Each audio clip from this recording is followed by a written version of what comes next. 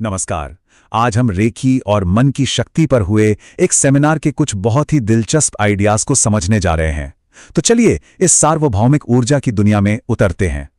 अपनी बातचीत की शुरुआत हम इसी गहरे सवाल से करते हैं, क्या सच में कोई ऐसी अनदेखी शक्ति है जो हम सभी को आपस में जोड़ती है? असल में यही सवाल उस सेमिनार के सेंट्रल आइडिया की नींव रखता है। तो सेमिनार की शुरुआत होती है इसी एक बेसिक विचार से कि एक यूनिवर्सल लाइफ फोर्स मौजूद है।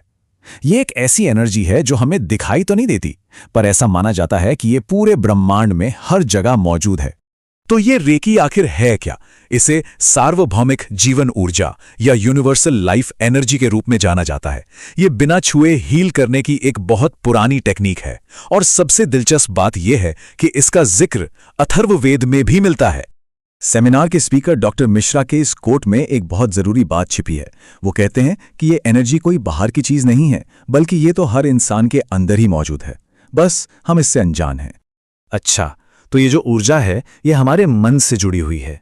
तो चलिए अब सेमिनार में बताए गए एक बड़े ही मजेदार फर्क को समझते हैं, हमारे फिजिकल ब्रेन यानी मस्तिष्क और हमारे नॉन फिजिकल मन के बीच का अंतर। देखिए, इस स्लाइड में जो सबसे मजेदार बात है वो ये है कि ब्रेन को एक फिजिकल ऑर्गन के तौर पर देखा गया है, एक हार्डवेयर की तरह जो सिर्फ सिग्नल रिसीव करता है। लेकिन जो हमारा मन है उसे विचारों का एक कलेक्शन माना गया है, जो असल में इस हार्डवेयर यानी हमारे ब्रेन को चलाता है। तो सवाल ये उठता है कि ये सारे विचार आते कहां से हैं? सेमिनार के मुताबिक हमारे विचार, चाहे वो अच्छे हों या बुरे, वो इसी ब्रह्मांड से आते हैं, क्योंकि हम खुद इस ब्रह्मांड का एक जरूरी हिस्सा हैं। ठीक है, तो हमने यूनिवर्सल एनर्जी और मन की शक्ति को तो समझ लिया। अब जरा ये देखते हैं कि सेमिनार में हमारे शरीर के अपने एनर्जी स्ट्रक्चर के बारे में क्या बताया गया।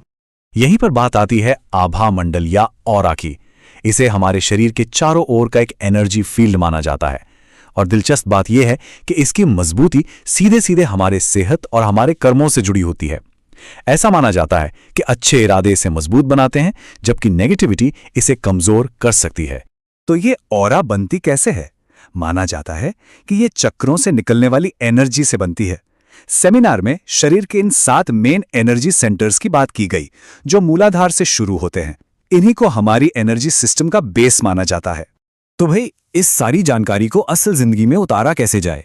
सेमिनार में प्रैक्टिस शुरू करने से पहले मन को सही दिशा में लाने के लिए एक तैयारी वाले स्टेप पर बहुत जोर दिया गया।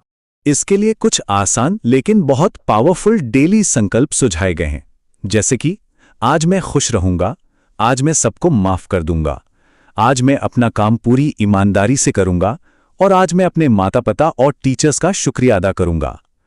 इन्हें प्रैक्टिस से पहले मन को एक पॉजिटिव स्टेट में लाने के लिए एक जरूरी कदम माना जाता है। और अब हम आते हैं आखिरी और सबसे प्रैक्टिकल सेक्शन पर, जिसमें सेल्फ हीलिंग की उस मेडिटेशन टेक्निक के बारे में बताया गया है जिसे सेमिनार में करके भी दिखाया गया था। इस प्रोसेस का जो बेसिक प्रिंसिपल है वो बहुत ही सिंपल है। इसमें अपने ही हाथों का इस्तेमाल करके उन्हें शरीर के अलग अलग एनर्जी सेंटर्स यानी चक्रों पर रखकर एनर्जी को चैनल करना होता है। ये स्लाइड बड़े शानदार तरीके से कुछ मेन हैंड पोजीशंस को दिखाती है, जैसे आंखों पर हाथ रखना आज्ञा चक्र को एक्टिवेट करता है ताकि मेंटल क्लैरिटी आए, या फिर सोलर प्लेक्सस पर, जिसे शरीर का चार्ज पॉइंट भी कहा जाता है, मतलब हमारी विल पावर और एनर्जी का सेंटर, उसे एक्टिवेट करना। प्रैक्टिस के दौरान हर पोजीशन में लगभग 3 से 5 मिनट तक रुकने की सलाह दी जाती है।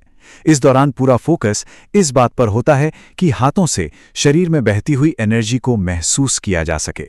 मेडिटेशन के आखिर में इसे खत्म करने के भी कुछ स्टेप्स हैं। सबसे पहले उस यूनिवर्सल एनर्जी को धन्यवाद करना, फिर यह सोचना कि सारी नेगेटिविटी शरीर से बाहर निकल रही है, और आखिर में कॉन्शियस ब्रीदिंग की प्रैक्टिस करना। और आखिर में आती है सांस लेने की एक खास तकनीक, जिसमें ये 6 का नंबर बहुत इंपॉर्टेंट है। इसका मतलब है 6 की गिनती तक सांस अंदर लेना, 6 की गिनती तक उसे रोके रखना, और फिर 6 की गिनती में ही उसे छोड़ना। ये रिदम मन को शांत और फोकस करने में बहुत मदद करती है। और ये सब कुछ हमें इस आखिरी सोचने पर मजबूर करने वाले सवाल पर छोड़ देता है। इस पूरी जानकारी के बाद ये सोचने वाली बात है कि हमारी अपनी अंदरूनी ताकत का असली सोर्स क्या है। क्या वो मन, शरीर और ऊर्जा के इसी कनेक्शन में छिपा है? इस पर विचार जरूर कीजिएगा।